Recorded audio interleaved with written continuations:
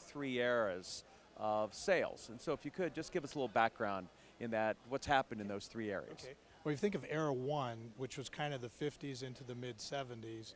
The problem was simple, the solution was simple, very obvious value, and so we did a lot of presenting, a lot of closing, kind of the bring and brag, show and tell sort of era. But then customers kind of got a little more sophisticated, didn't like that, being treated that way. We decided we really should be listening, paying attention to our customers. That kind of brought us into era two, thinking about consultative selling, counselor selling, things of that nature. Probably the mid-70s up into the mid-90s, so there was listening, there was needs analysis, there was building trust, all of those good things.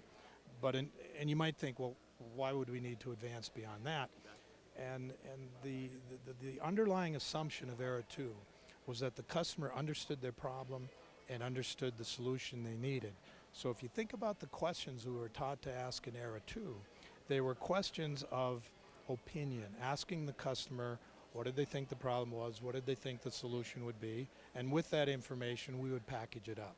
So the assumption, if that doesn't hold true and the customer maybe doesn't understand their problem, we need another era. That takes us to era three. So essentially, era two, you ask questions the customer had already asked themselves.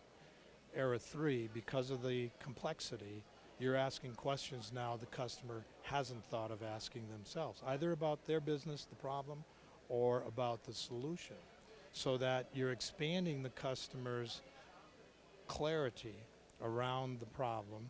You're guiding them through a decision process, much like any other professional. A doctor brings that to a patient, a lawyer brings it to an attorney, a CPA brings it to a client. So that kind of takes us to era three, where you become an integral part, source of advantage to their business, a contributor to their business. And help them really try to figure out and define the problem and see it, because they're so busy.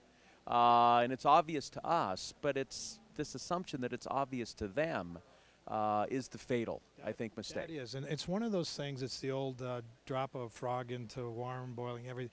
It's come upon so slowly that we're not really seeing a drastic change, but we are noticing, because you have the number of sales opportunities that end in no decision are slowly creeping up. The number of sales opportunities that do not convert, again, slowly creeping up.